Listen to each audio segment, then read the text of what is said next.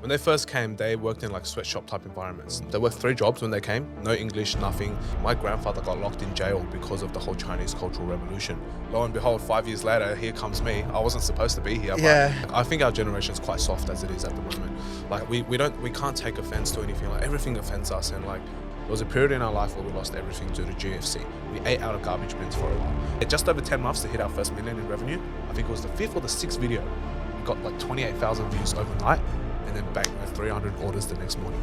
If you can really figure out how to go viral on TikTok, that is crazy. Because bro, all it takes is one viral video to change your life. Yeah. My name is Alan Fu, and this is Life, Money and Love.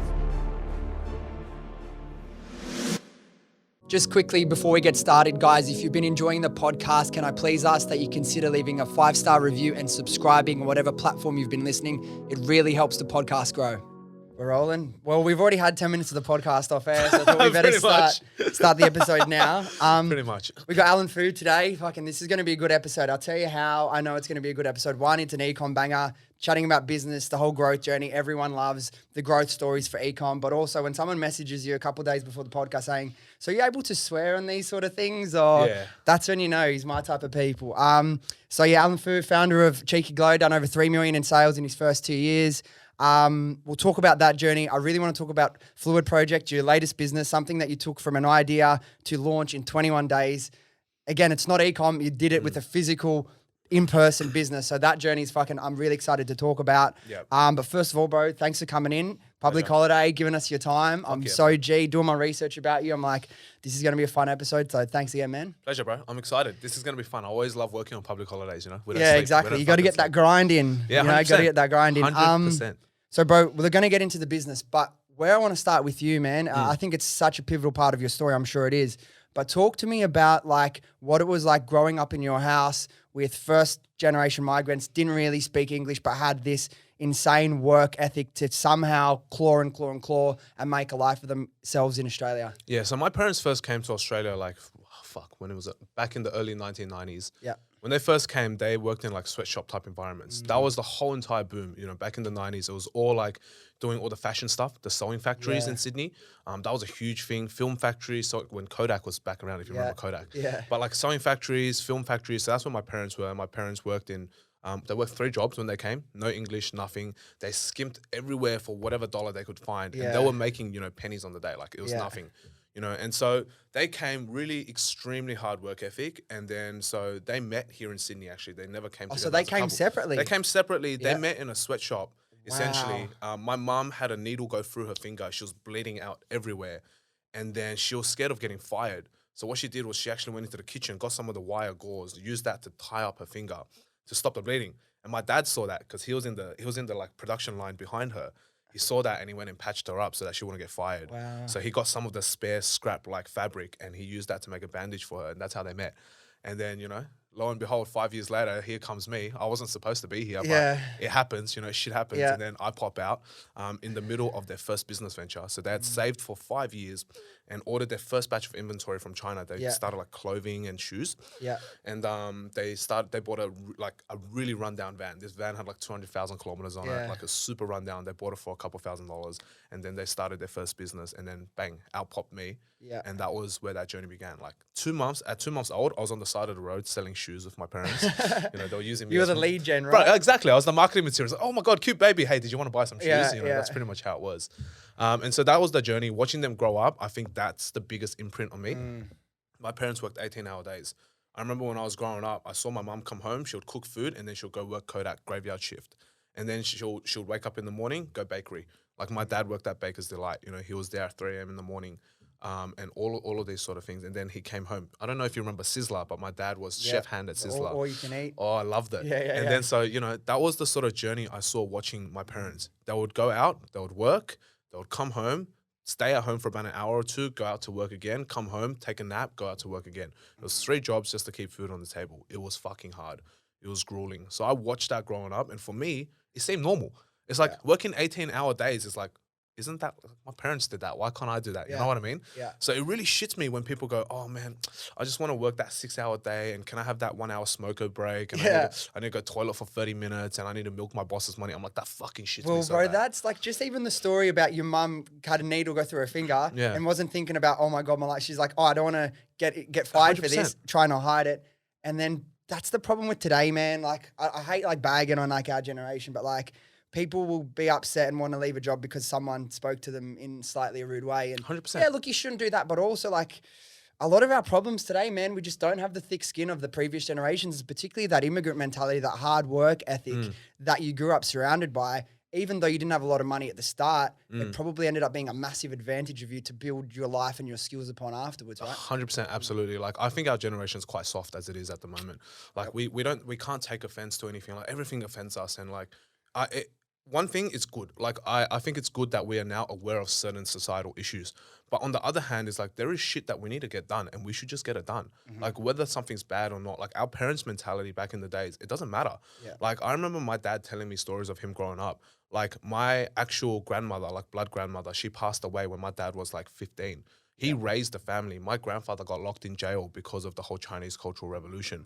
My father raised his brother back when he was 15 years old. He had to cook, he had to hunt, he had to go and make food like appear. Yeah. And back in then, like in China, when it's during the cold winter, there's no food, there's nothing. He had to climb trees, harvest like food, find berries, like literally the old school stuff like that. And that was normal. At the same time, he was going to school. And it's like, and because there's no transport, he had to walk 8 kilometers to and from school every single day. Yeah. Like that's fucked up. You can't imagine a kid in our generation doing that, let alone at 15 years old, raising someone, no parents, right? And like that was normal for them. Yeah. They didn't complain. Yeah. And as much as I think that that's a really crazy thing to go through, and obviously it's not normal for our generation, but that's the sort of life that they went through growing up. And for us, like the hardest thing for us is getting bullied at school, or like, you know, like, and I got bullied at school as well, like very, very severely during primary and high school. And still, regardless of that, is we have to have that mentality where we decide, hey, you know what? Ultimately, it's my life. I'm in control. I do what I want.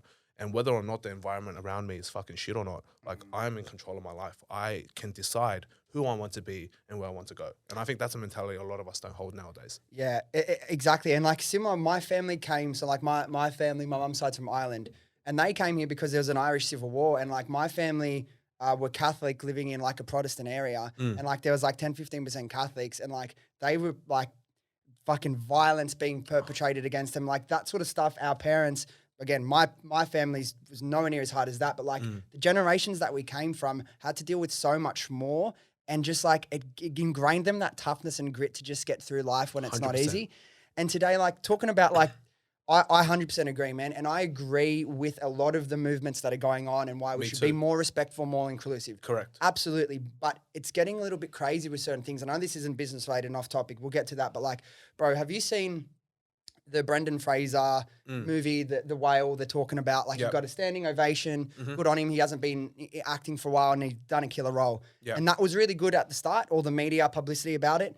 And then recently they're trying to slander it, saying, oh, this is a fat phobic movie. It shouldn't be released. Yeah. But I'm like, okay, I understand that. But like, what, you can't make movie about overweight people because it's offensive? No, we make movies about bad people that are white, black, Asian, fat, straight, Correct. queer, whatever. Correct. But it's not always, why do we always go to it's a personal attack on me? Correct. Like Yeah. this cancel culture is crazy. And I hear it. Like some of my staff are high school students. I started working when I was 14 in the, you know, in the outside world. And I listen to some of the conversation between high school students nowadays. And they're like, oh, you know, XYZ has done what? Let's cancel them. Let's cancel this. Let's cancel that. And I'm just like, oh, I know. I'm like, guys, come on. Let's think about this from a different perspective, right? Like let's take all the information. Let's actually analyze it. Let's actually think about it in a very intelligent way rather than going, oh, doesn't agree with me. Exactly. You know what? They don't fucking belong in my life. Let's cancel these guys.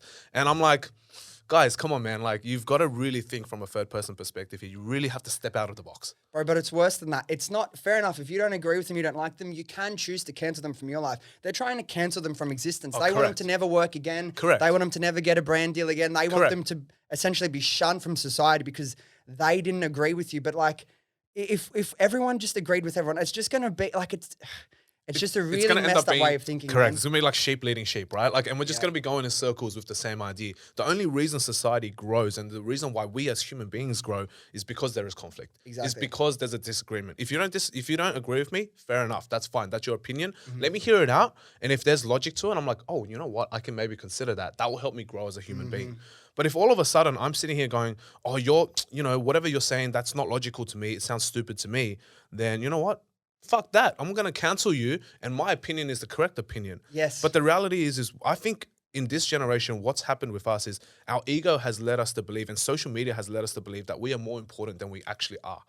And that's what is causing a lot of the problems that I'm seeing as well. Is genuinely, doesn't matter how successful I am, doesn't matter how much money I make, doesn't matter who I am in society, what sort of public figure that I become. Yep. I will never be as important, as I think I am. That's my belief. It's like, we should have a humility to think that, yes, we are human beings. Yes, we may have accolades, but that doesn't necessarily mean that just because I have accolades, I'm 100% correct in everything that I do. It's not even that, man. It's they have a social media channel and they think they have a right to criticize every single 100%. person that ever existed. You know what I mean? 100%. I don't think it's the right way to go. And like I haven't really been talking about this stuff for long, but sometimes I feel like we've got to share it, because if people aren't having conversations like this, and we're like very like reasonable people, we're not some of these people putting out the, whatever right wing, left wing propaganda, but like creating some sort of awareness that, hey, we're probably as a society going down a dangerous path that isn't going to create the best society and the best version of ourselves possible. It needs to be called out. Now, we'll go back to your parents' story for a second. Yeah. I can kind of gather where you'd go with this, but tell me what do you think is the biggest lesson that your parents taught you? My parents have taught me a lot. Yeah. I think I attribute a lot of my success to not just observing my parents, but also how they've raised me. And I think it's quite a fantastic thing to watch my parents growing up. I think parents play a huge role in a child's life. And I believe that parents should be the greatest role models for their kids. Like whether or not they've had a bad upbringing themselves, or whether or not they have trauma, I believe that if they want to be the best parent for their child, they have to live a life that is worthy of the child to follow. And I think I'm very grateful for my parents for this, right? They taught me all of that extreme work ethic, not because they were lecturing me, but more importantly, because they showed me this is what you have to do. And I think that's extremely helpful for me. And that's something that I've learned a lot from myself personally. So I'm extremely grateful for that. But more importantly is like, they have been extremely supportive of me, whether they agree with me or not. And I think that is the biggest lesson in itself. It's nothing that they've said. I remember going to my parents one day, and I think this was a pivotal moment in my journey as well. I think I was about 15 or 16 at the time. We're having dinner, and my brother did something similar as well afterwards. But I was having dinner and I told my parents, because they wanted me to go to uni. My parents have never gone through uni. My mum's not university educated, neither is my dad. They don't have a degree. So obviously for them, they wanted me to get a degree. And that's typical in Asian families. Like, we always joke around, you're either doctor, lawyer, engineer, or you're disowned. Like that's pretty much the joke, right? Yeah. And that's, every Asian kid knows this. Yeah. And so they wanted me to go down a similar pathway. My parents, got really fascinated in nutrition. They got into the supplement industry, and they really wanted me to get into a dietetics role. And so they wanted me to be a dietitian or go down the pathway of medicine. Typical, right? Yeah. And so I sat down, I was like to my parents, I was like, I don't know if uni is really going to be beneficial to me. Yeah. I've always At wanted 15, to. you said that? Yeah, correct. Yeah. I was like, I went to a high school, I went to Sydney Boys. Yeah. So I went to a selective school, right? So everyone there, the stigma behind Sydney Boys is it's a selective school, everyone's smart, everyone's going to be, in an extremely good degree. Yeah. And so it'd be embarrassing if I dropped out of high school or anything like that, right? Or I got a crap degree. Yeah. But then I was like to my parents, I was like, look, honestly, you guys have raised me, and this is something I said to my mum. I was like, you guys have raised me, and I hope that you trust me. If you genuinely believe that you raised me well, you will trust the decisions that I make. And my mum and dad sat there and they go, holy shit, how could he say this to us? Yeah. But they said, and I think this is something that I remember very clearly, my dad said to me, it's like, you know what, son, despite what you choose, whether you choose to drop out, whether you choose to continue, whether you choose to do a degree that you enjoy instead of one that we want you to do, we will always support you because we love you and we raised you and we trust in your decision. And I tell this to kids all the time and I tell this to my friends that are parents too. If you genuinely believe that you're a good parent, you genuinely believe that you raised your son or daughter right, they will choose the right pathway. And they'll choose the right pathway that's right for them. Not right for you, but right for them. Because 90% of the kids I talk to at uni, I ask them, why do you do your degree? I don't know, mum wants me to, like it looks good, like they can show me off to their relatives. And I look at my parents and I go, there is no way you're showing me off to our relatives. My cousin, he goes to Stanford. He's a Dux at Stanford. He graduated with a PhD at 21 years old. My other cousin just sold his company for $250 million. There is no way you are showing me off at the dinner table. Yeah. So just let me do my thing and Yeah. let me, go and walk this pathway of life that I believe I am genuinely living and fulfilling my purpose. And so essentially when I had that conversation at 15, 16 years old, this was just before HSC came along, my parents were like, okay, you know what? We trust you, let you do your thing. That's the biggest lesson for me, is not just in parenting, but also, as a son, that if my parents are able to trust, support, and love me, then I've removed one of the biggest barriers in my performance out there. Because most children will never go and pursue their dreams because they have this barrier and this stigma that if I disappoint my parents, then my life is over. But the reality is it's not. Our parents come from a different generation. They may think they know what's best for you, but in reality, they never know what's best for you. Our parents can barely open Instagram or Facebook, let alone tell you what to do in life and how to be successful. So I always go to a lot of the younger people that follow me and I tell them, I'm like, if your parents aren't where you want to be in 10 years' time, should the advice they give you actually be the advice that you take? Because the reality is if you continue following the pathway your parents have set out for you, you will either end in one of two places, one like your parents, or two in somewhere that you don't agree with and you don't align with. So ultimately, at the end of the day, is if you're happy with where your parents are, great. A lot of kids have extremely successful parents. 100% take their advice because they're not just thinking about you as a son, they're thinking about you as an asset, And so like, I always say to my friends, I'm like, you have to be really, really clear about that, because if you're going to go and spend 4 years, $50,000 studying a degree that you don't want to do, like what is the purpose of that, number one? And number two is if you lock yourself into a career pathway for the next 20 years, what sort of fulfillment and enjoyment are you going to get out of that degree? At the end of the day, money comes and goes, but what's more important is we're on this planet for 80 years of our life, and you have to enjoy it. You should be enjoying every single moment, and that is worth more than any dollar that you can make, and that is worth all the happiness in the world. And so I always share this, and that's probably the biggest lesson from my parents is chase your dreams, actually believe in yourself, because the biggest barrier of we believe in you is out of the way. My parents will trust in me, they believe in me, they've allowed me to have the freedom to chase my dreams, and I genuinely put any sort of success I have today behind not just my parents but also my ex-girlfriend for supporting me for so long in our personal relationship as well. Right, like this podcast about life, money, love, and that's genuinely the reality of it. Is my parents and my ex-girlfriend at the time, they supported me in every endeavor, no matter if I made a dollar or I didn't. But they just believed and trusted in me that I am going the direction that I want to head, because that's something that I'm passionate about, and that fulfills my purpose in life. And that's all, the most important part as well, because you said some people may have successful parents and like you can get into the habit of wanting to model that if they're successful. But the better question to ask is, are they happy? Are they fulfilled? Because there's a lot of extremely successful people, especially parents that have worked extremely hard, but like looking back, they probably have a lot of regrets about what they haven't been able to do or feel or experience in life. So as long as you're trusting your intuition and your gut and taking advice from the people around you, your parents and friends and mentors that have, exactly what you said, are closer to where you want to be than you are, or are doing something that you look up to and admire, and surround yourself with those people. But at the end of the day, only like you really need to know and trust best for you and what's going to make you happy. Agreed. And if you don't, and if you follow something that feels right at the time and it doesn't work out, well, that was just a part of your journey. Correct. You know what I mean? Mistakes are part of life. They're not redirections. The failures are redirections. They're not at the end of the road. Like it's for a purpose, right? And that's something that you talk about a lot, learning from your mistakes. Like how is that a part of your life and part of your ethos? Like what do you do when you make a mistake, and how do you get over it? How do you overcome it and use it to propel you forward? Yeah, that's a great question, because like, a lot of people always make mistakes and that stonewalls them. Yeah. And like I made a post actually the other day on my social media, and this was me reflecting on my high school soccer coach. His name's Mehdi, and he actually owned a small business in Sydney as well. But at that time he used to coach, I think, an EPL team, and then he came and coached first grade at my school.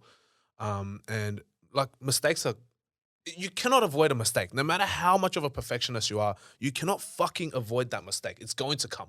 No matter what you try to do, no matter how much you plan for it, no matter what, something will always go wrong.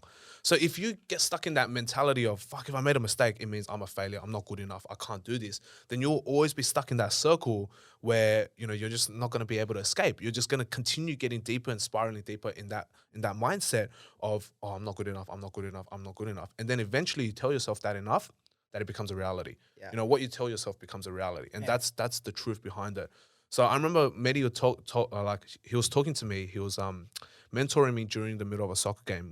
In this soccer game, I play goalkeeper as a position, And so my position is extremely crucial to the success of the team.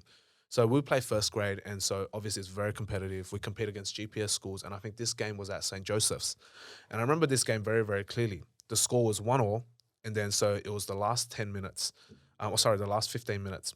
And then I let in a goal, so it becomes 2-1. I lost my shit. Like, I was like, fuck, why the fuck didn't you guys cover me? Like, where's my defenders? Where's this? I was raging it at everyone. And so Mehdi sees that. He sees that I've lost emotional control, and he subs me off. And I'm like, what the fuck? We have 10 minutes left of the game. I'm like, Mehdi, why'd you sub me off? Like, you know, and he's like, he puts in the sub goalkeeper. And I'm like, why'd you sub me off? We got 10 minutes left. Like, this is crucial. We got to get at least a draw out of this. Yeah. And so he subs me off, and he pulls me aside. He goes, Alan, he's like, you made a mistake, right? And I'm like, yeah, I did. He's like, this person fucked up, that person. I was like, oh, that person fucked up. He fucked up. He didn't cover me.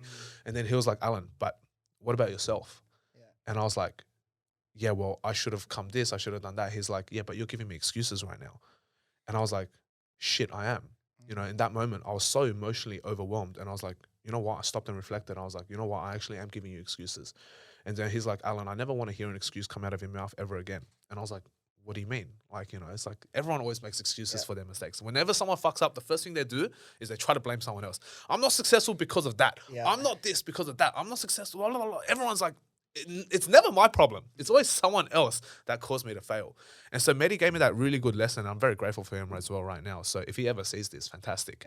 And so he goes to me as like, Alan, anytime you ever make a mistake ever again, I want you to know that I don't want to hear your excuse. I just want to know that you take responsibility for it.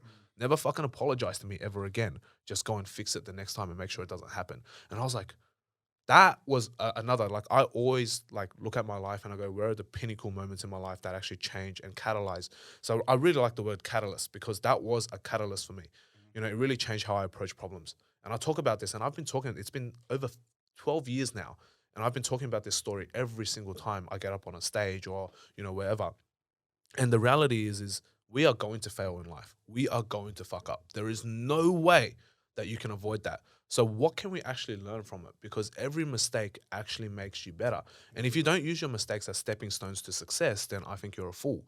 Because every mistake teaches you the best lesson, and success is the worst mentor, right? Because, you know, I'm sure we've gone through it. Like during the Ecom days, as the business is blowing up, nothing we do goes wrong. Like literally everything is going right. It's like, holy shit, money coming from there, success coming from there, news articles, media, this, everything is going right. But when everything goes wrong and we're not making money anymore, when we're losing money, the profits aren't rolling in, the cash flow is choking, that's when we actually learn the most about our business. Yeah. You know, and then with momentum doesn't teach you anything. Momentum allows you to leverage what you have already what's already existing in your knowledge bank. Momentum allows you to push forward hard on everything that you've prepared to that point. However, when the momentum stops, that's the biggest and greatest teacher in your life. Because when you see all those failures or when you see those roadblocks, that's what teaches you how to get to the next level. Because 100% someone else is facing those roadblocks as well. So if you can figure out that roadblock, not only will people pay you to help them figure out that roadblock, but also at the same time, when you overcome that roadblock, you will get to a different level where people cannot even comprehend or catch up to you. Because that is the hardest part about life, is everyone faces wars, everyone faces roadblocks, but not everyone can overcome them. And that all comes down to your mindset, right? What is this in my life? Like, what is the meaning of this failure? Like, just because I failed, does that make me personally as a failure? Or just because I failed, does this mean a lesson that I'm not good enough just yet? And there are things that there are still available for me to learn. Yeah. And people just need to approach the problem differently. Yeah, exactly. And I love that point that you made about like profit hides problems. 100%. You know what I mean? You're not whenever you're making hundreds of thousands of dollars of profit a month, like there's problems in your business. You're just not realizing them because you don't need to. It's when things get harder that and you're not necessarily making as much money as you used to, where you actually have to lift up the hood and look under your business and realize all the things you're doing wrong. And that point, owning your mistakes is a massive superpower, man, because that shift of like owning your mistakes and taking responsibility for them, whether you think initially it's your fault or someone else's fault, at the end of the day, if it's your business or your project you're working on, it is your responsibility. 100%. It is your fault at the end of the day. If someone in your team didn't deliver the work the way you wanted to, it's not their fault. You got to look as the head of the business, as the founder, the CEO, whatever, and you got to think, okay, they didn't do that as I wanted it. That in my head didn't come out there. Don't blame them. That's not their fault. The only way you're going to get a better result next time is realizing, hey, I obviously didn't communicate it clear enough to someone, what am I going to do differently next time? How am I going to explain it? Am I going to get them to repeat back what I'm going for? Am I going to show them examples? And having that attitude of like, it's all your responsibility, and anything that goes wrong, it's up to you to make sure it's better next time. That's the way you get better in life, in business. By throwing all your problems and blaming other people, you're just going to completely stagnate your growth, and you're going to end up pushing people away because everything's going to be everyone else's fault, and you're not going to get better in life. You're not going to move forward. So correct. super important. 100%. I agree with that 100%, because I always tell my business partners, I tell my employees, I tell them, I'm like, the second you start making excuses for me is the second I show you the door. Like, I don't want to hear your excuses. Like, I only work with people that take responsibility for their problems and for their issues. We're all fucked up somewhere. Like, we have all made mistakes, and we all have our own issues. We all have our own traumas, but we have to take responsibility for it, because if we don't take responsibility for it and we avoid all those issues, I tell this to my business partner all the time. Like, yes, I may not be performing at XYZ position, or I'm not performing at this certain time. I'm not going to tell you an excuse. I'm not just going to be like, oh, I'm busy here, so I can't do this. I'm just going to be like, well, you know what? I'm going to own it. This is my fault. I haven't done this as best as I can. So this is what I'm going to do to fix it. I want to hear your solutions. I don't want to hear you diving deep into the problem and being stuck in the problem. I want to hear about how you change that. I don't care if you make mistakes. I literally tell all my staff, all my partners, if you make a mistake, that's fine. I make mistakes too. I'm not perfect. You're not perfect. None of us are perfect. But the second you start giving me excuses, you start going, but this, but that, but this, but that gives me the shits. I'm like, you have to take responsibility. And I am very, very flexible. I'm very, very tolerant as well. But most importantly is I don't work with people who genuinely like, you go, hey, it's not on me. Like, I fucked up, but it's not on me. And that shits me a lot. And that's when I never do business with you ever again. Yeah. That's when I never invite you to places ever again. And that's when I never, keep you in my staff or my roster. So, that's as simple as that. That's one thing. Again, I've had to learn a lot about business and managing teams and training and everything. But one thing I've always prided myself on, whatever the fucking saying is that creating an environment that people aren't afraid to fail and fuck 100%. Up. Because I've seen people come in to the business that, for whatever reason, clearly have limitations and are afraid to try something without asking and go out there and build something on their own. And like, if you play it safe and you're scared to take those risks, or you're scared to fail, it's actually going to be way worse for you and the business that you're involved in anyway. So agreed. Being okay with that. Obviously, we're not trying to fuck up, but being okay, I'm going to show up and do my best. If for some reason I took a decision or a direction that wasn't the best, that's okay, as long as you, like you said, own it, learn from it, and then take those learnings into the next time you're faced with that similar decision or similar project that you want to work on. Yeah, correct. I agree. Like, that actually reminds me a lot. I had 2 staff maybe about 9, 12 months ago. And then, so they were quite young. I think they were 16 or 17 at the time. And so I remember in our group chat for our staff, they messaged me, they go, hey, Alan, if I make mistakes in orders, or if I ship out the wrong order to customers, obviously we do our own logistics. Yeah. And then so, they're like, if I make a mistake, just take it out of my pay. And I'm like, I didn't ask them to, but then for them to do it themselves and volunteer to do that, I think that for me is like, I would never do it. Yeah. But it's like, that's what I love. It means a lot. It means a lot. Like, it's the same thing. Like, I always say to people, I'm like, if I take you out on a date, for example, right? I'm single now. So it's like, if I'm taking a girl out on a date, it's like, all I look for is, does she volunteer to pay, for the date? I don't care if she pays or not. It's like, does she actually try to fight for the bill? If she fights for the bill, she's a good one. If she doesn't fight for the bill, I'm like, oh, fuck, maybe she's raised wrong, And like, it's like, I'm a little bit sus on that, because I'm always looking at people's behavior, because habits really lead to who a person is. You can't fake those habits. And you can't fake those values that a person has. Like, as much as someone can fake who they are, their personality, and that's social media nowadays for you. So many people are so fucking fake out there, right? And I'm just looking at, if your habits show me who you are as a person, your values show me who you are as a person, that's what I want. Whether you're staff, friend, romantic interest, whatever it is, that's the most important thing to me. Show me those values, because you can't fake those. And have you noticed the difference in the attention or the way people approach you since the last few years, when there's been all this media press about you and the successes more? Yeah, I mean, like, so when I first started business, I had a few haters. I'm not going to call them out or anything like that, but I do know who my haters are. Like, I always find out. It's never like, people always think they're so smart. I'm going to use a fake account. I'm going to get away with it. I'm like, bro, trust me, man. I know who it is, because word always gets around. Our community is small, especially the Asian community. It's small. If you're going to talk shit about me, you better be prepared for the repercussions, because I will find out. And so I know, but I never really confront them, whatever. Past is past, and hate is hate. It is what it is. No matter where you go in life, you're going to get hate. And this is a great lesson for a lot of the young people that are going to be listening. is it doesn't matter how successful you get, you will get hate. You can make $100 million, you can make $200 million. People will still fucking hate on you.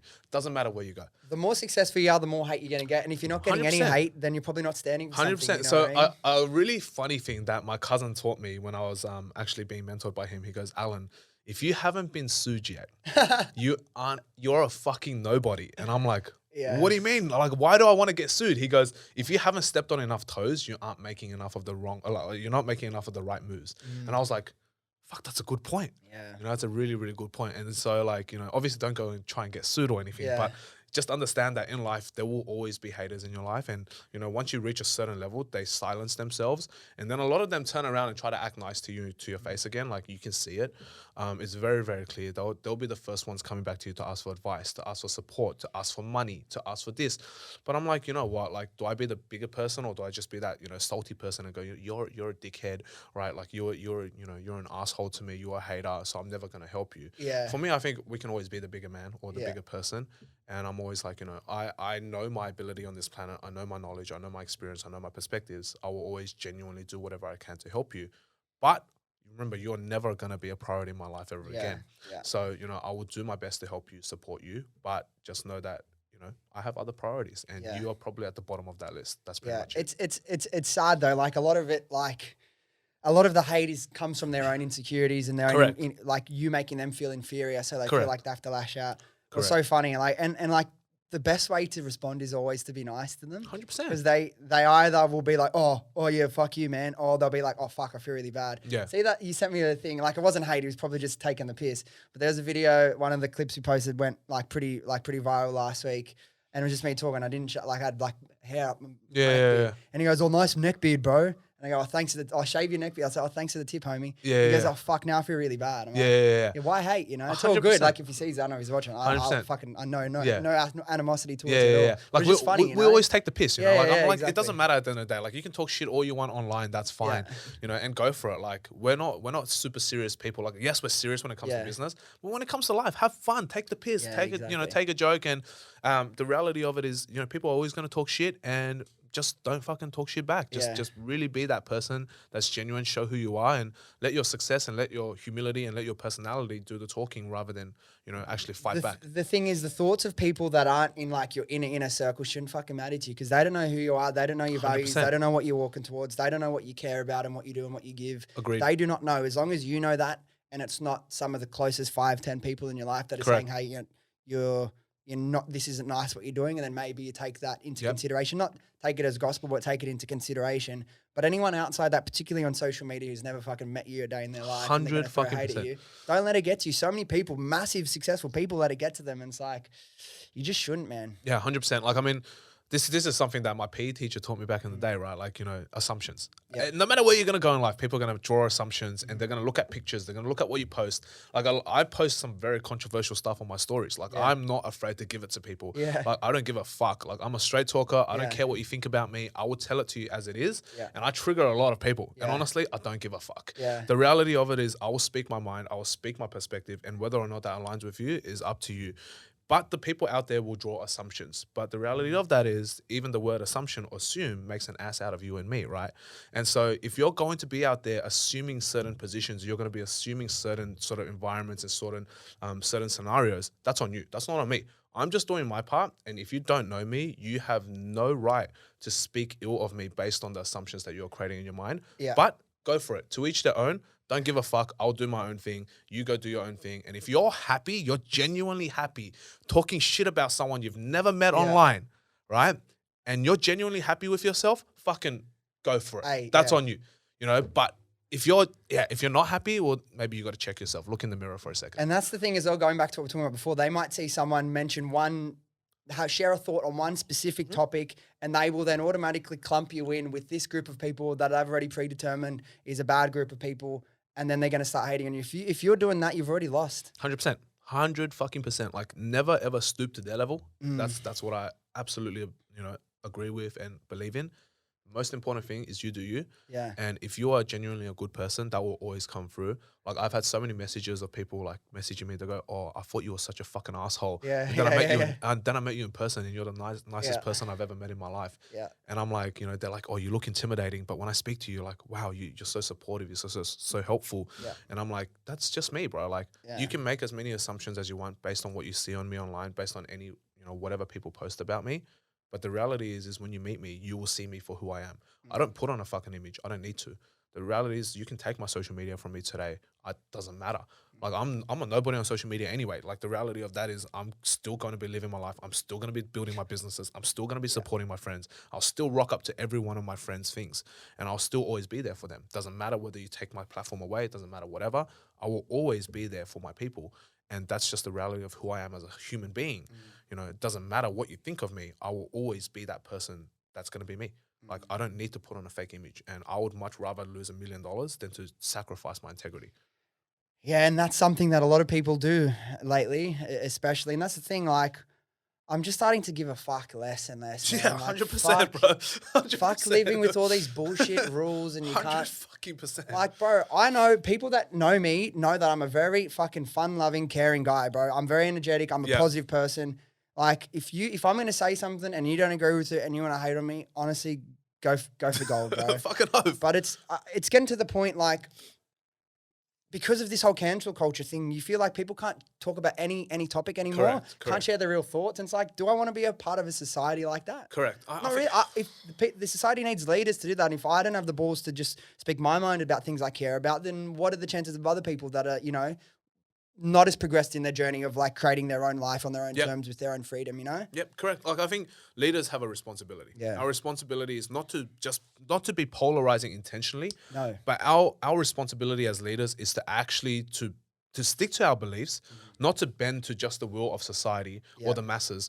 We as leaders, we're thought leaders for a reason because we have our own specific thought processes, experiences, perspectives that create our beliefs, create the sort of philosophy that we live by.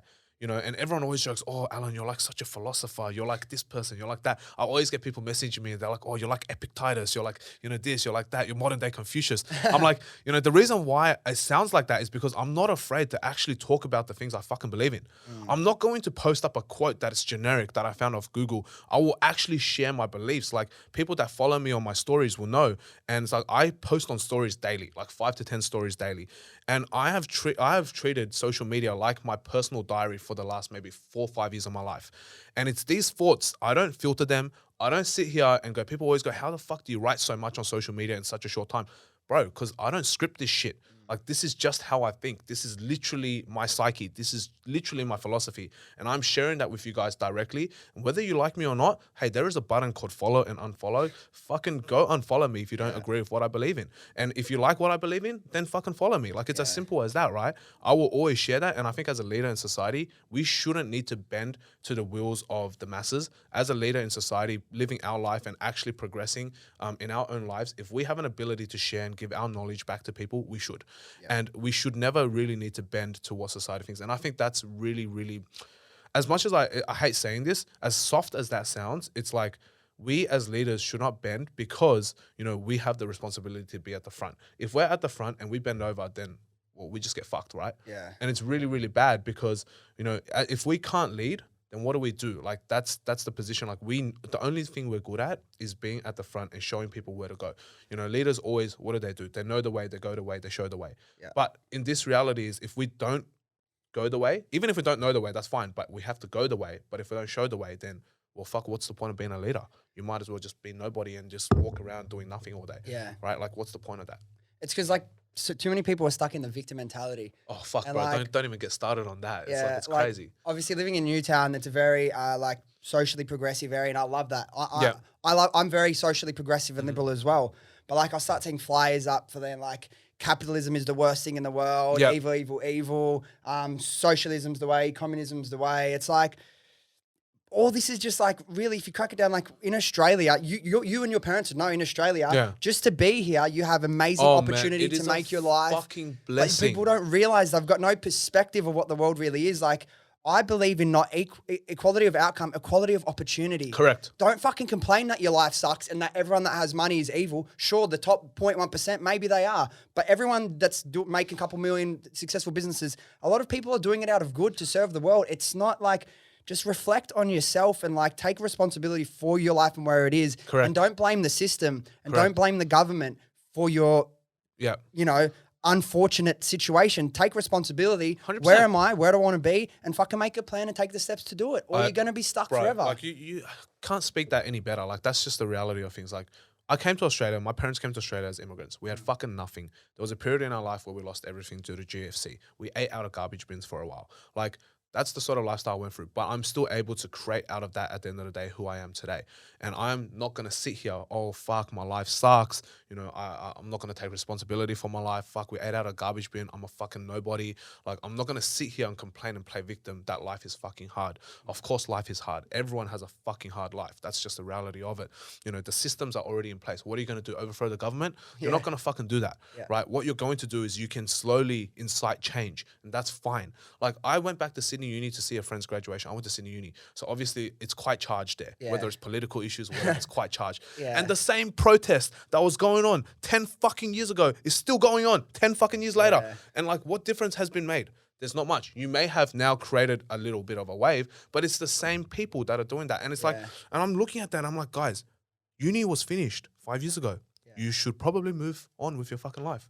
And the reality is, if you don't take responsibility for your own situation, it doesn't matter how fucking shit your life is, it's still going to stay shit if you don't take responsibility for it. I think the two most important things for someone, if you want to have a life that you really want, there's self-awareness 100%. and personal responsibility. 100%. Personal responsibility. You are responsible for you and your life and the life of your family. It's not, like I said this before, like it's not, don't blame the guy. Like as I said, if there's there'll be a few people amongst us society that really feel like their mission is to be it like a proper change, like a catalyst for change and change the way things work in government and change this system and that. But for the 99.9% of people that aren't that, just get on with your life. 100%. Figure out a plan. Like there's so much resources out there, motivation, inspiration. You can do it. I'm not hating on you, but like take personal responsibility for your situation. I agree. Instead of blaming everyone else. I agree. Like I always say to people, if you want to change the world, fucking change yourself first. Yes. It's as simple as that, right? We are all responsible for our own lives. Yes, the world sucks.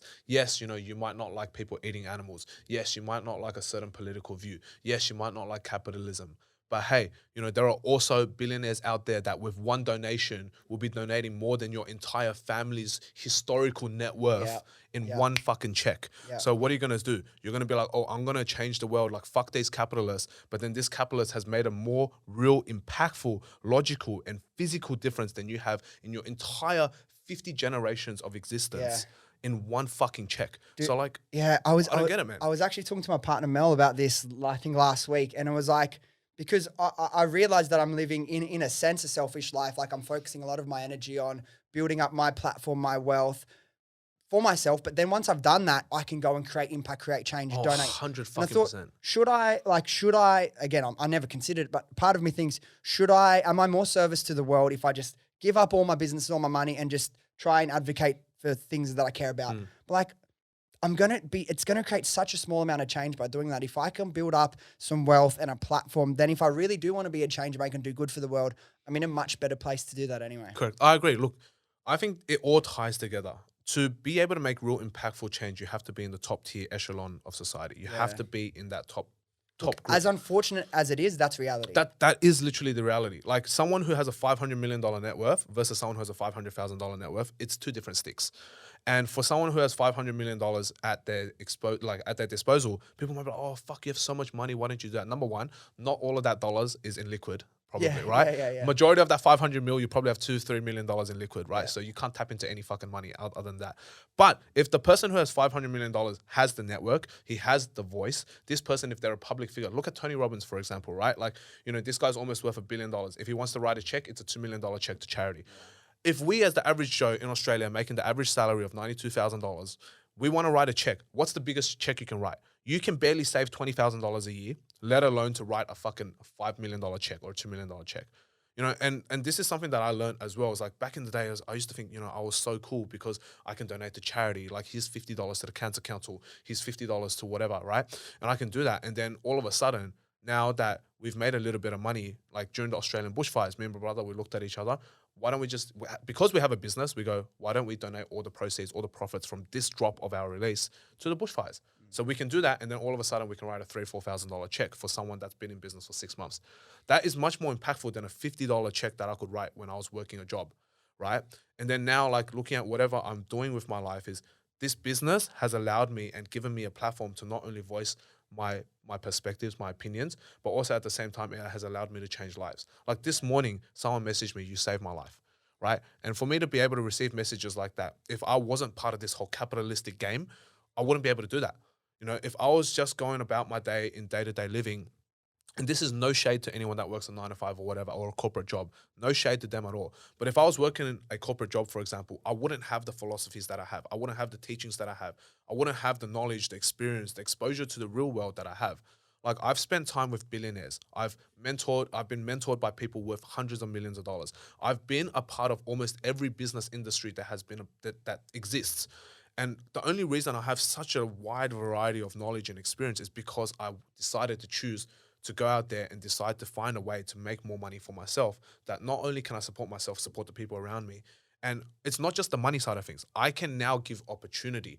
I can now take friends who have never had opportunity in their life and go, "Hey, I want you to be my business partner. You're extremely talented, but you've been in the wrong area of life, and I'm gonna help you get to a better area of life. Let's work together." I can now hire staff. I can feed someone's fucking family, right? I'm now able to do charity work in bigger volumes. I don't need to just donate money anymore. I can donate my time. I can donate food. I can donate products. I can donate services. I can do all of that sort of stuff now because I have an ability and I've created a resource for myself, an asset, rather than just me being able to donate money. I think money is the lowest denominator of any sort of asset that you can actually donate. And the reality of that is, for a lot of people that are hating on this sort of stuff, and you know what, good on you, that's fine. But if you really want to make impactful difference, you hate on these capitalists, go and donate more money than them. Go and serve more than them. Go and do whatever you can. Yes, there are going to be shit people in every category. I guarantee you, there is a fucking crazy vegan out there. I guarantee you, there's a crazy fucking rich person out there. There is a crazy, mogul or whatever. There are always going to be extremes in every sort of area. But if you're allowing that extreme to dictate the whole entire group, then something is very fucking wrong with your awareness. Because the 0.001% minority does not represent the majority of any fucking group. And that is full stop, like, there is no arguing that at all.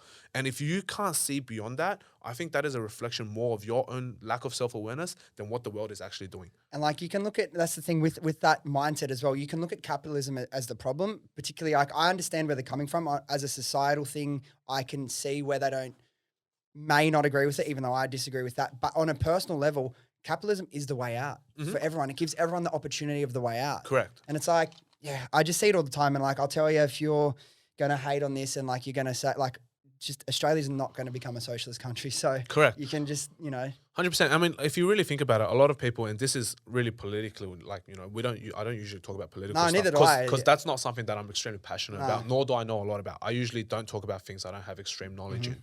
But the reality of it is a lot of these people who are saying, "Oh, communism is better," or whatever, go live in China. Go live in North Korea. You tell me if communism is better. But you've never been there. So how can you tell me that's better? Just because you've read it in books doesn't mean it's a reality. Just because you've gone to uni, done the theory, doesn't mean it's reality. And that applies to every fucking thing in life. Go and do it. I agree. You tell me you wanna do support work. Have you ever traveled out of Australia? Yeah. You tell me you want to do charity. Have you ever gone to a third world country? Like, you haven't done that. So how the fuck can you tell me you're making a difference? Yeah. Just because you're protesting, just because you're screaming at someone, doesn't mean you're making a difference. The real difference is made when you actually physically get hands on and actually go and do it. Yeah. Don't live a life that you're fucking faking, right? Yeah. I agree. I'm not. There's got a little bit like, I don't want to call this political, but the reason why we got so into it, I feel like, is because my biggest message, I think the thing that's most important for me is creating a life that makes you happy. Correct. And going after what's going to fulfill you and give you joy and let you live on your own terms. And I think it's possible. If you're in Australia, if you're listening to a podcast right now, it is possible you are for you. fucking so blessed right now that you don't understand. Like, I've seen some of the poorest countries when I went to Africa, when I've been to a lot of Southeast Asian countries, like, it's fucking poor. for you to be able to have the internet, for you to have a roof over your head, like you have to be blessed. Yeah. Like, we are in a society where Australians are technically the richest in the world, right? A news article came out yesterday. It's like there are 2 million millionaires in Australia. And there are like, what is it, 5,000 people worth over $100 million in Australia. Like we are the richest country in the world per capita. And so if we are the richest country in the world and we are literally in our own bubble. Like I say this to a lot of friends of mine that are upper middle class that have never stepped out of their bubble. Like if you've lived in, for example, the North Shore, you've lived in the hills area, wherever, like where all the rich Asians are, or whatever it is, you've lived in all the rich areas your whole entire life. You can't even see outside that. You're in that bubble. Go travel down to Liverpool. Go to Preston's. You will see, even my area, you will see the gangs. You will see the people selling drugs. You will see all the drug dealers. You will see like people stabbing each other. You will see people getting shot. You will see like all of this crazy shit happening. And that's in your own neighborhood of fucking Sydney.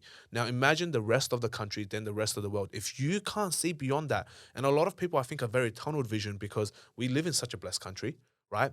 And if we don't take the opportunity to actually grow ourselves and pursue what we genuinely find is our passion, and we get stuck and caught up in this whole mindset of I have to belong to a social like movement or whatever, it really fucks with you because, genuinely, if you really want to belong to a social movement, go out there and actually put yourself in that position. You talk about gang crimes or these kids that are uneducated. Have you ever spent a single fucking minute with a kid that has had a broken household, that has gone through a divorced family 6 times, that has grown up with no dad? Have you ever sat next to a kid like that and actually spoken and spent time with him? No, you fucking haven't. So do you even have a right to protest on this and that? You probably don't.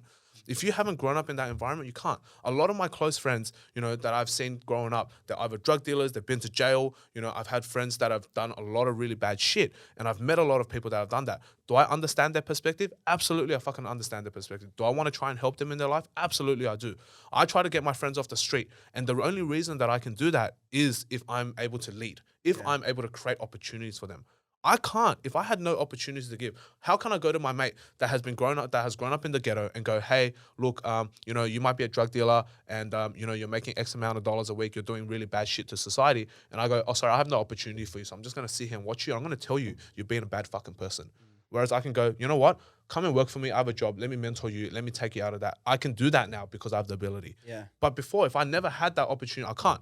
I look at my friends that are doing bad shit. They're in gangs. They're out there smashing things, stealing. I look at them and I go, I want to help you, but I physically, and I don't have the capacity right now to give you anything to bring you out of that.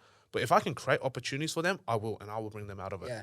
Speaking on that, the business, let's talk about CheekyGlo. How did it start? Where did the idea come from? And then you did your first million in 11 months. So extremely successful launch first year. Talk to me about that. So that was actually a very, very interesting business. So back then I was still with my ex-girlfriend. So to clarify, my ex-girlfriend is my business partner.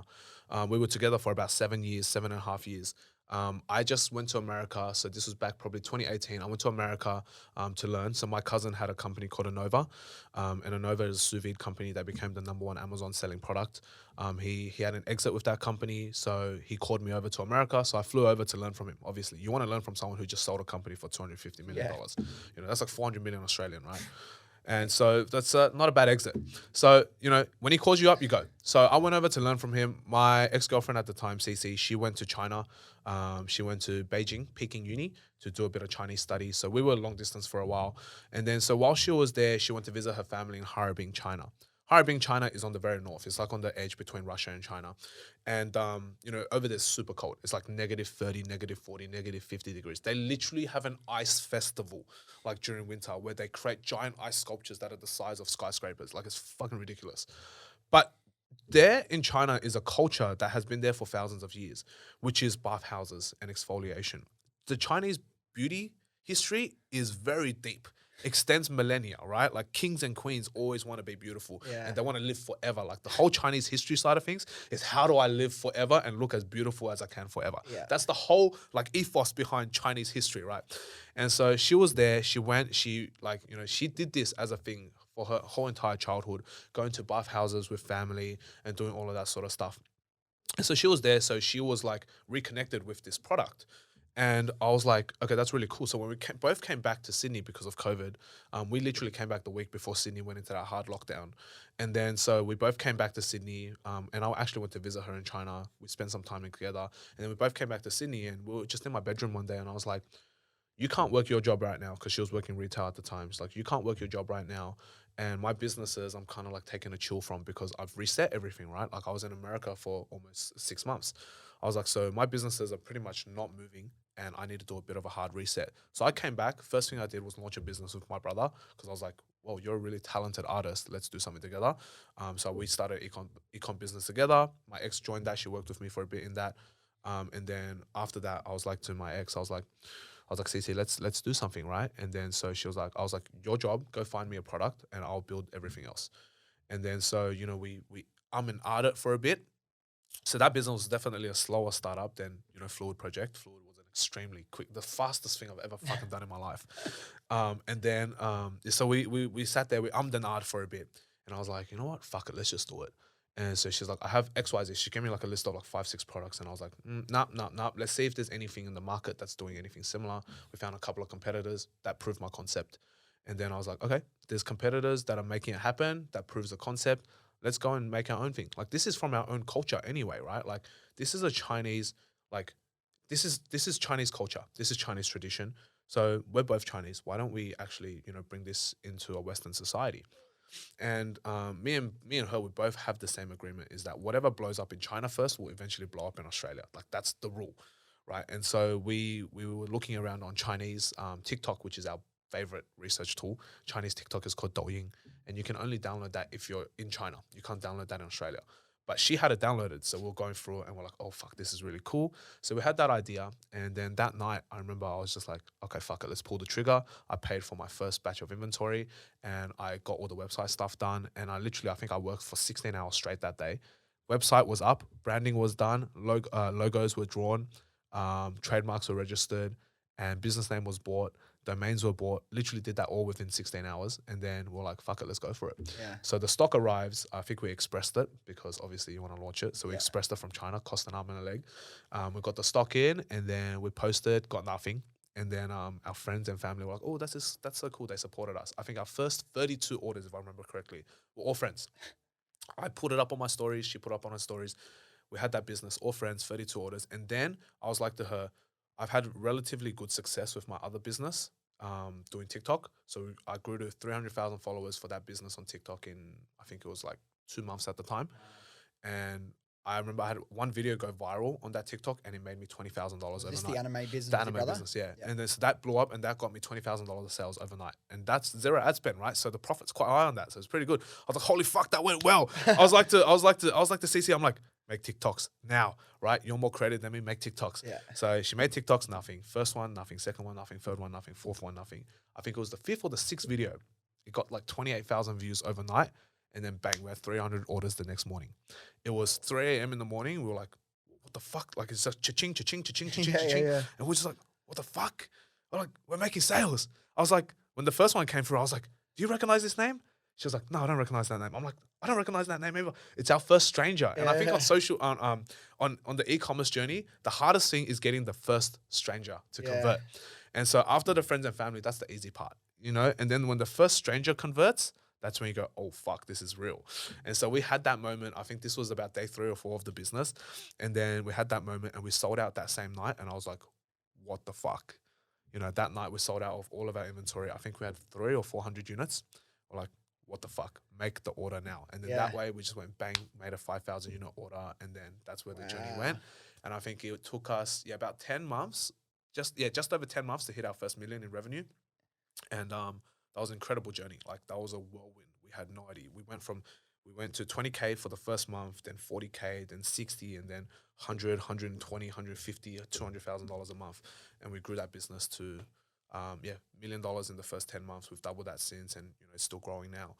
And so like now it's just riding out the recession, really figuring out the new wave of, how can we innovate and grow the business. But that was pretty much how the business began. And Cece did a lot of the marketing. She's phenomenal at the TikTok now. And so she's become the face of the business, and Yeah. I'm just the dude that sits in the back that, that just chills and builds the business. But yeah, she's definitely become the face, and it's gone crazy. So is organic TikTok still one of your biggest drivers of Oh, revenue? 100%. I think we've created a significant branding, like brand awareness on TikTok is crazy. Like I always say this to all business owners, like if you're not on TikTok, what are you fucking doing? It is the newest platform, and we all know in social media, the newest platform is the Go platform. Yeah. Advertising costs in Facebook, Instagram continually rising. TikTok, the paid advertising side, I think is still Very green. very early stages.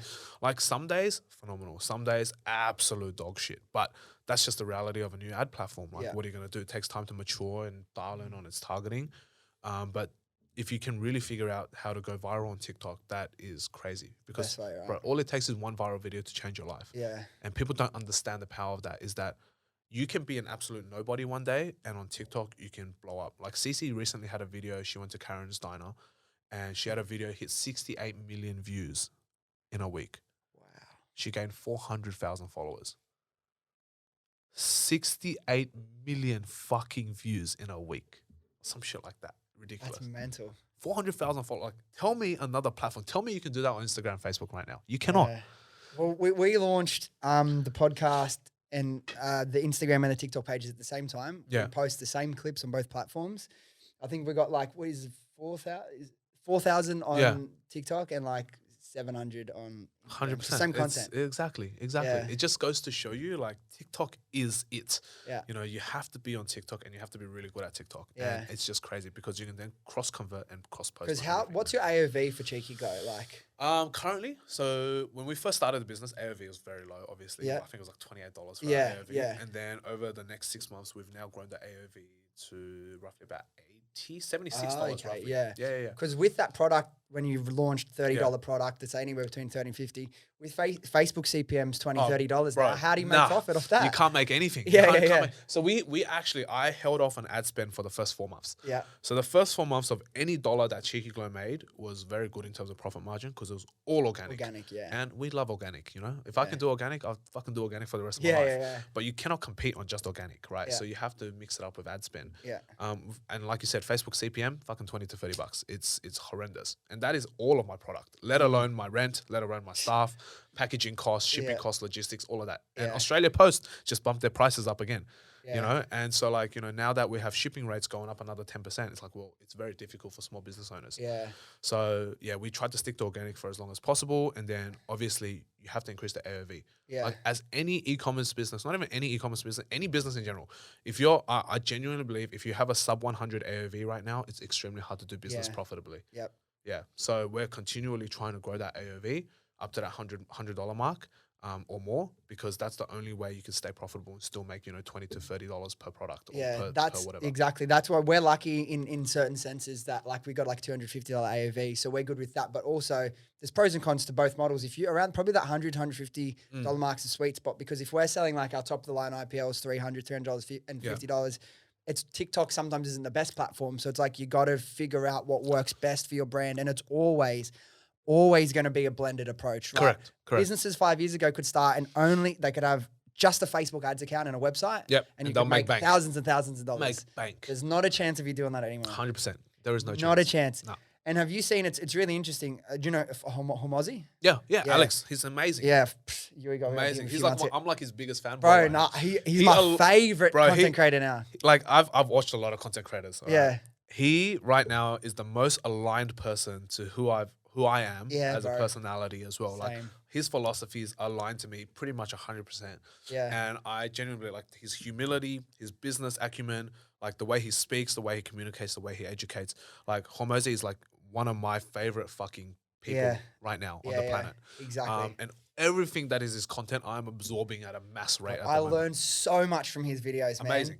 And I don't know if I watched it recently. I don't know if it came out recently. It was him talking about he spends, let's say, fucking $20,000 for content production between him and Layla. Oh yeah, I saw that. Like yeah. And it's like he gets X amount of reach from that. If he was to spend that on paid, he would be getting like a 10th of the amount of reach versus organic, him investing the money to make the content good. Yeah. And then the organic reach will get way more if you can put out good content than 100%. just relying on paid. 100%. Well, didn't he sell his book? Like he became an Amazon #1 seller. Like Yeah. no ad spend, nothing. Yeah. And it was just through organic content. And like that I think is unbelievable. And he's tapped into it. Like, you know, obviously Garyvee started the whole post, you know, jab, right hook, right? Like the whole thing. And I think that's great, right? I remember when I met Gary as well. So I made some content with Gary like maybe a couple of years back, and I asked him, and you know, he's always talking and preaching the patience side of things. Yeah. And I think that's the truth. For a lot of us as business owners, we try to force our success. This is something Cece's mom actually said to me. She was like to me, you know, success takes time. You can't force it. No matter how you really want it now, you cannot force success. She was like to me, you know, there is a certain age you need to get to and a certain level of experience you need to get to before the success starts to roll in. And I remember this from her as well. And I was like, look, auntie, like, that's fucking bullshit. I will make my success now. Like, what do you mean I need to wait till I'm like 30 to be successful? I was like, I'm fucking 25. I'm a young buck. I'm going to go do this. I don't give a fuck. Like, I'll make it happen, right? I'll always make it happen. I'll make it happen now.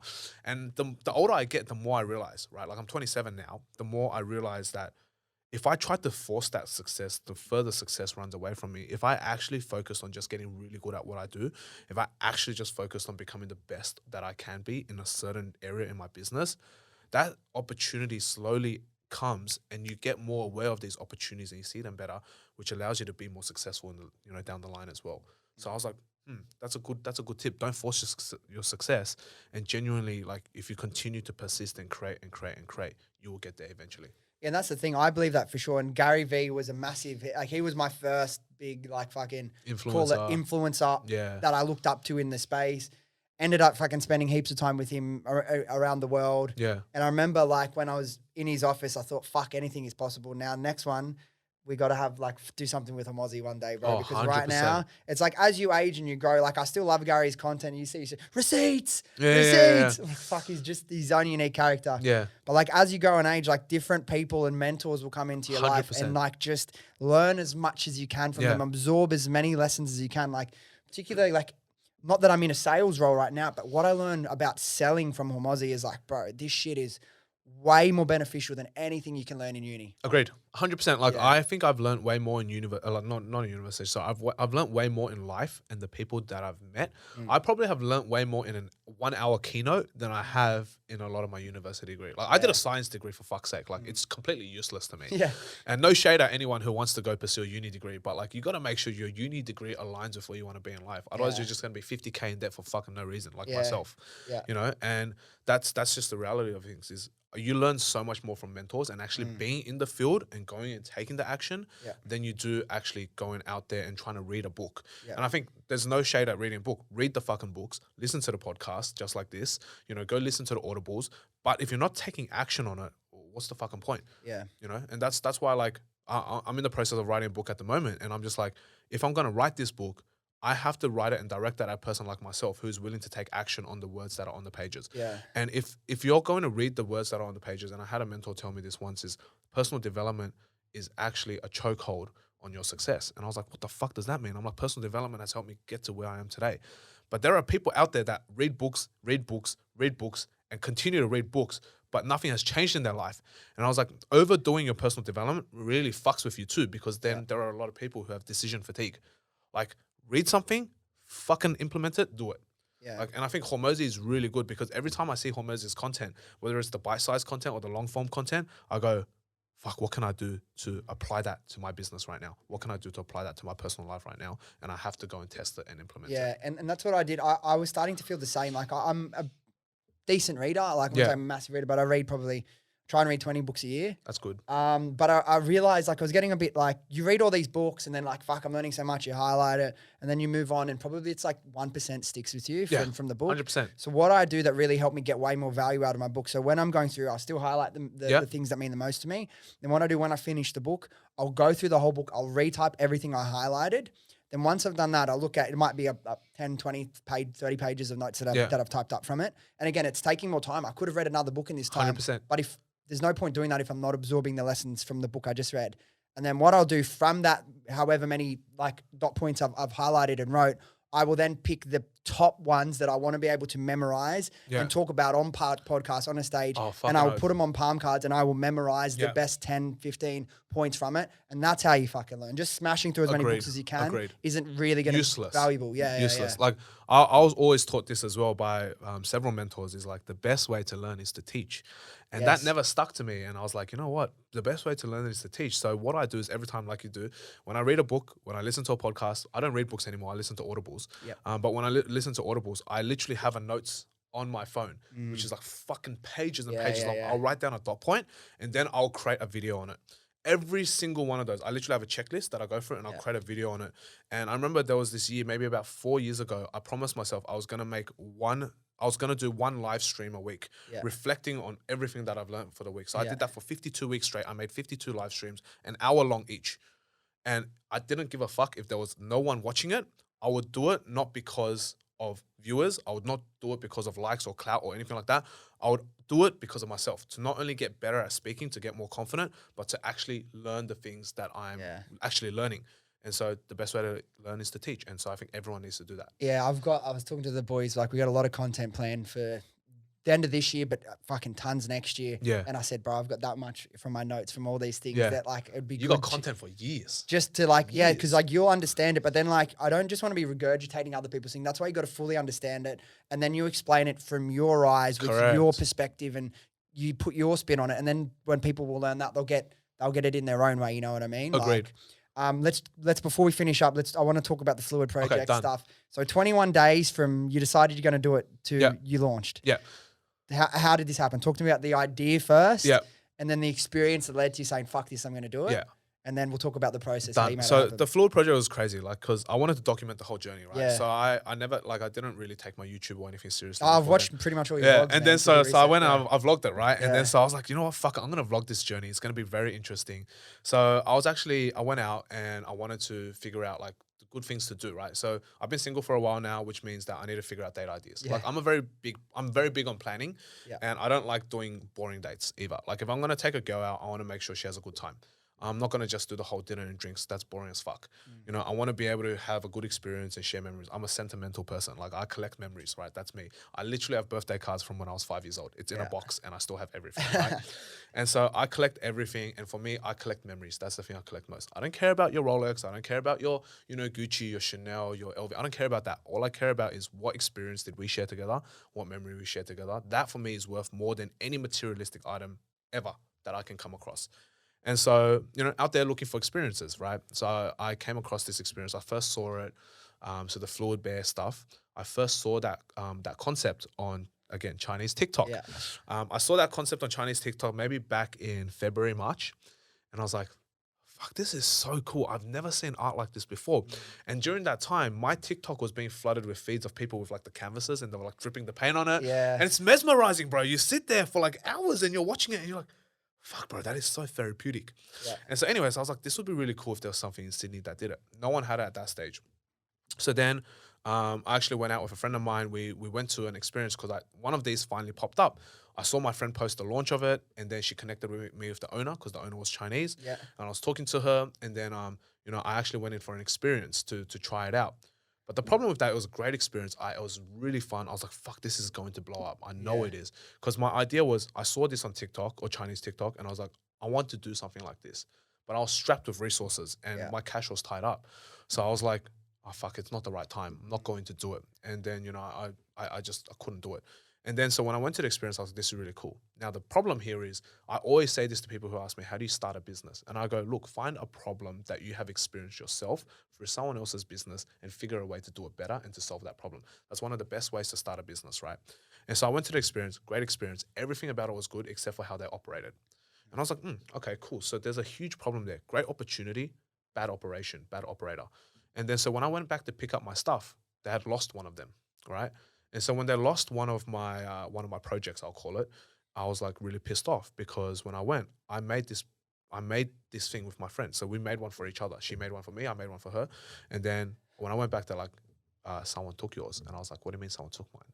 And so I looked at their system, no system. They didn't label anything. Things were all over the place. And it was very easy to lose something. So I was like, that really pissed me off because I was like, hold on a second. They literally said to me, oh, look, it happens, just remake it. And I was like, whoa, whoa, whoa. Have you seen fluid art? Like, how do you fucking remake that? Yeah. So that gave me the shits. So I was like, okay, you can take anything from my life. Take my clothes, take my assets, take my money, take anything, but you cannot take my memories. You can't take my experience. Like that pisses me off. So I was like, that fucking shits me, right? So I was like, I got back into the car. I called up my business partner, Fiona, and I was like, hey, Fiona, I just had this experience at XYZ. And then she was like, oh my God, I had a bad experience there too. And I was like, are you thinking what I'm thinking? Because I was like to her, what do you think? Like, I want to start this thing. I wanted to start this thing before, but I never do a business alone. That's one of my rules. Like, I don't like being a solopreneur. I like being, an entrepreneur with co-founders.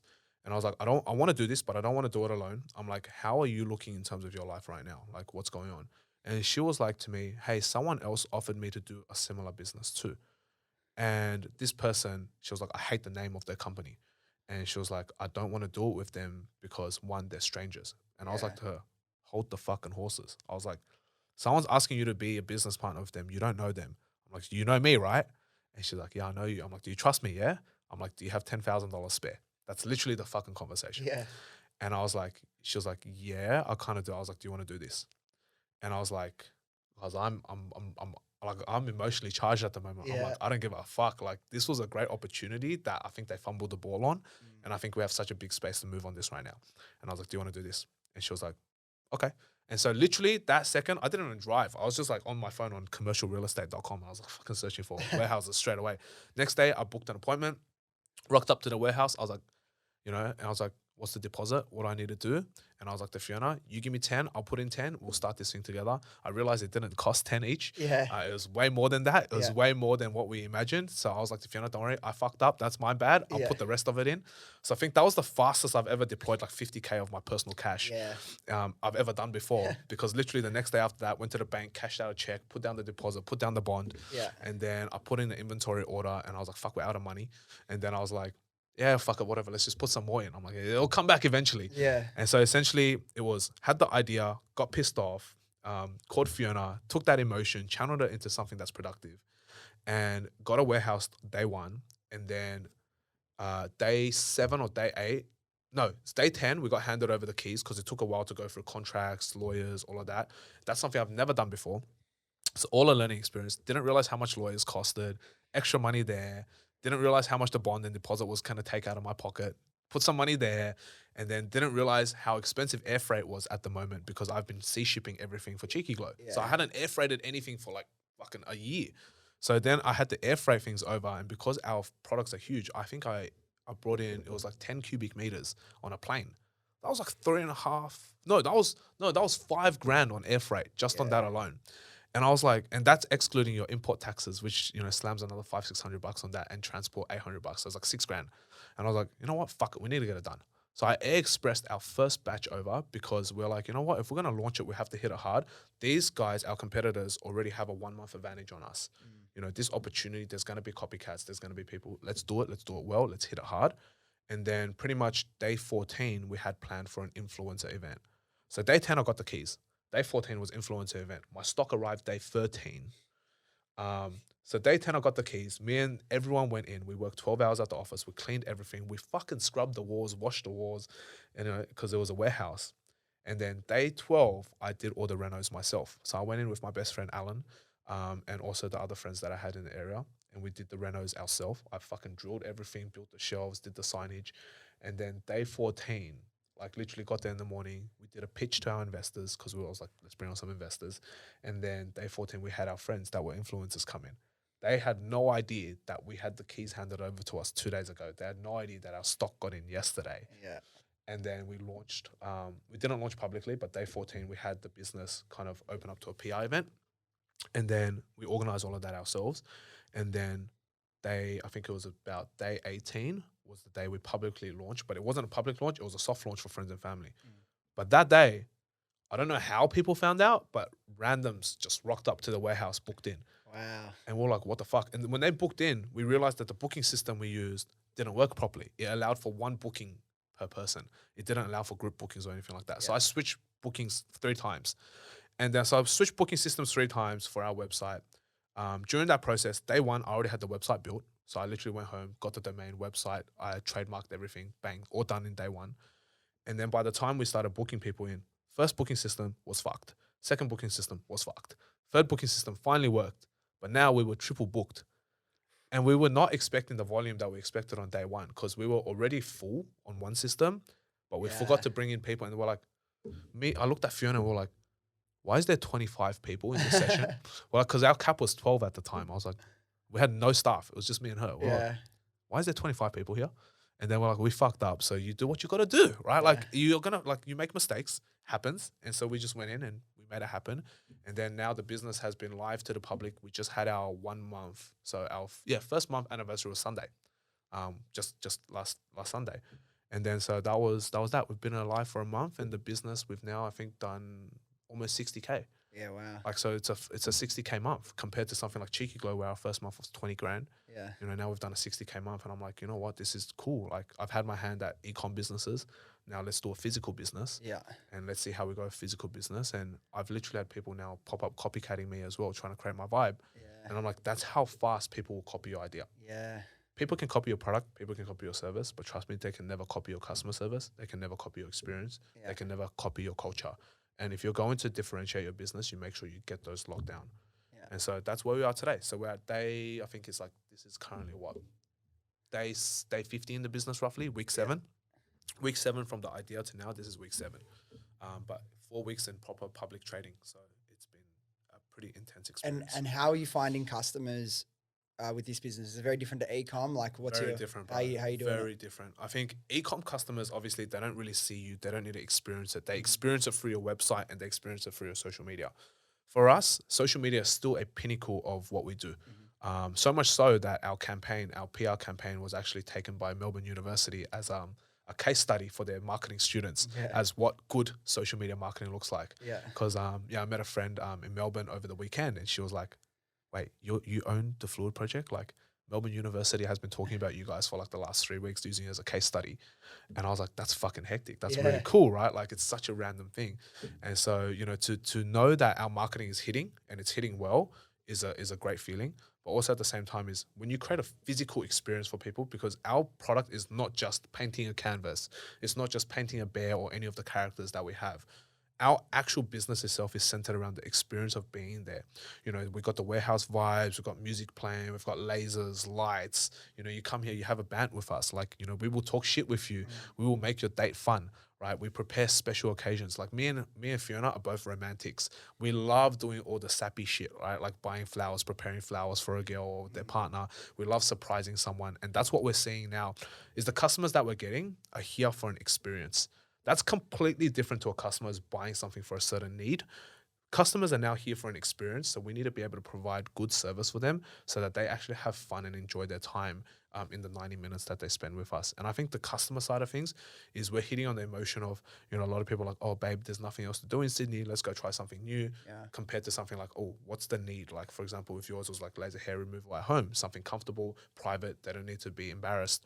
Whereas CheekyGlo, for example, people have dry skin, they have keratosis pilaris, they have all these problems that they want to solve, you know, and for us now with Fluid, the problem we're solving is definitely the experience side. Sydney is a pretty boring place once you've done everything, especially if you've been in a long-term relationship, like you've done a majority of things. We try to make it different every experience. And we try to make sure people do something a bit unique. And the best part about seeing it is no matter who comes through that door, they always leave with a smile. They always leave happy. And that's something that in the ecom space, you don't see people much. Besides other founders, besides business partners and your staff, that's all you see. But in a physical experience, when you see people come through your door and they leave smiling, happy, and they're like, oh my God, this is the best day ever, babe. Like, I love you. Like that for me is a heartwarming experience. And that's why I do what I do. And that's why we built Fluid Project, because that's the exciting part about business is seeing your customers. And I can see it now physically. It's not like a review, 5-star review online. I can physically see it and see my customers come out like ecstatic that they've had the best time in their life. So, you know, you guys, definitely the boys got to bring them around. Oh, we'll come for sure. I'll bring my 100%. missus as well. Oh yeah, that'd be cute. What do you think in terms of like your time? Like how much is CheekyGlo? How much is Fluid Project over the next year? Where are you thinking? That's a fantastic question because I currently operate 3 operations quite like physically. And so with CheekyGlo being one of my bigger operations and now Fluid Project being another big operation, like these 2 are the big spearheads of my sort of time. and my calendar and my schedule. So with Fluid Project, for example, right now it's startup phase. We always know the startup phase is the fucking hardest. These are the 16, 18 It's the most hour. fun, but Yeah, 100%. I love the startup phase. You know, it's the most grueling, but the most rewarding. So obviously for the first 3 months, until I get a little bit of leverage in terms of my time, I'm going to be spending a lot of time at Fluid. But ideally, I'd like the 50-50 these two. But we always know there is no such thing as a 50-50. So, you know, I have dedicated days for CheekyGlo, which me and CC have negotiated and discussed. And then I have days where I'm free-flowing at Fluid Project because, you know, Fluid Project is a half-day thing. It starts from 1:30, goes to 9. During the morning, I still have time to work on CheekyGlo, to work on Seconds Please, to work on, you know, any of the other hobby businesses that I have. And I've also been doing a lot of consulting recently too with other startups. So, you know, that's when I bring in my clients, you know, we talk about that and we go through different business and operations. And so ideally for me, it's kind of like if I can leverage my time away and, you know, put my staff in to handle my role at Fluid, I'd ideally like to be working more on the business than in the business at the moment. But because it's startup phase, like I have to be in the business primarily to help everything move. We need to learn what's the pain points, 100%. what are people loving, what can we do better. Like I told Fiona yesterday, I was like, I've changed the SOP 16 times in the last 2 weeks, right? Just because I've been testing and figuring new things out. Like even just how we dry the bears, I've changed that 8 times in the last 2 weeks. So like, if things have to move, you have to be in the business, then get to a stage where you can offload a lot of the in-business stuff, and then you start working more on the business. So now we're working with partnerships, corporate, we're working on a lot of that sort of stuff, and then we're going to launch an Ecom side of the business too. So it's going to so do DIY kits and stuff is in the future. So because you saw that even the clay pottery things popped off in the last 12 to 18 months. There's like a little clay toy thing that's recently popped off. My friend's been running their ad campaign, and they scaled like crazy. So I was like, well, you know what? Fuck, let's go at it. Why not? Give it a shot. Exactly. So I've got all my packaging ready to go. I was actually designing it up until 2 a.m. last night. Man. And so we're getting all of that prepped. And then, you know, bang, the Ecom side, once we hit, let's get in before Christmas. And then that's the idea. Is fuck, that'll kill over Christmas, man. 100%. That'll be fun. Kill over Christmas. Yeah. But if you can make Black Friday that's the goal. I'm trying to force it. You know, I'm like, fuck, just airship me 1,000 units. Fucking just send it. Just send it. You know? Fuck, we're going hour 20 now. Let me ask you 2 last questions and then we'll wrap up. The first one you mentioned that I'm sure a lot of people that are starting business or have a business would be interested in knowing a little bit more about, but you said for this business, you haven't done it with any of your other things. You're approaching investors to get, you know, extra cash into the business. What is that process like and what are you preparing in that deck and how do you speak to investors about the opportunity? Well, fuck, that's a good question because I've been self-funded up until now. Even now, right now, I'm still self-funded. Everything has been self-funded by myself. So everything you've seen me build in the previous years, everything has been my own dollar. And as cool as that sounds, it's not so cool on your own bank account, you know? And it's like, just because you look cool doesn't mean you have everything going for you, right? Like, I don't know if you've been in that position before. It's like, wow, this guy's successful. He's got this many businesses. I'm like, bro, if you look at my bank account, you know, there's not much going on there, right? This many businesses means this many costs, this many staff, this much stress. And correct, like people don't get it, right? Because everything is literally my money. Like, the dollars that I'm paying my staff is not coming just out of the business. It's coming out of my own personal pocket sometimes. And so, you know, getting that investor journey was, I didn't need the investors. Everything can be self-funded by me and Fiona. But the reality behind it is I want to scale the fuck out of this business. I want to go quick, hard, you know, so I want to mine an extra couple grand, right? So that was the idea behind it. And the investor process is quite simple. Number one, make a list of the investors that you can target. For me, it's primarily friends and family first because I never wanted to open the opportunity up to, you know, strangers at the very beginning. I want to be able to bring the people that have trusted and supported me in the last 10 years of my life. I want to bring them into the fold and give them an opportunity. So many people want to start a business, but never have the opportunity to start a business because either one, they don't have the knowledge or experience, or number two, they just have a very, very risk-averse lifestyle where they don't want to be out there taking the risk. And number three, their own time commitments as well. So I was like, if I can help my best friends, give them an opportunity to be involved in a business, but not necessarily start out on their own, I would love to do that for them. And so that was the idea behind my investor pool first. And then for the investment deck, it's always very simple. It's like, what is your vision? Who are the founders, right? You know, what is the current market situation? What is the problem and what is the problem you're solving? And what is the solution you're providing? And what is the outlook on the future? If you can answer most of these questions, your investors will be quite happy. And then if you can present a balance sheet that is not just realistic, but also projected, and you know, produce all of your cogs for them and the numbers match up as well as your vision matches up, then most of the investors will be quite happy to see what you have to offer at least. And that's essentially the direction that we're taking for the investment side. Cool, exciting times, man? Yeah, definitely. Very and exciting. Last question we'll ask you, if you could leave one piece of advice to the world, what would it be? Fuck, I think this is a very, very hard question to answer, because I think just one piece of advice is never enough, you know. But if there is anything, is believe in yourself and start earlier, because, you know, time is the one thing you can't get back. And if you could start earlier, because whether you succeed or not earlier is irrelevant. It's about getting those lessons in ASAP, getting those failures in ASAP. That is what matters most. If I could go back and, you know, actually invest every dollar that I had into a business at 15 or 16, I fucking would, you know, because during that process, I invested a lot of money into myself in terms of personal development, probably spent over 100 grand on personal development over the last couple of years. It's like, if I can go back and start even earlier than I did, I absolutely would go through those failures earlier and go through them harder too. If you can overcome hard adversity sooner in your life, then you will know and you'll have the personal self-confidence and self-esteem to be able to take on any venture and not be afraid of it. And I think that's the big problem that a lot of us have nowadays, is we reach a certain age and then our logic brain kicks in and goes, but I have a mortgage, but I have kids, but I have this. Even though I have the money now, I'm just not going to take the risk.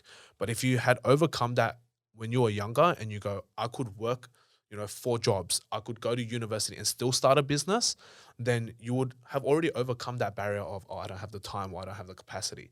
It's now more so like, when we have, as we get older, we have more and more in life. It's never going to get less and less.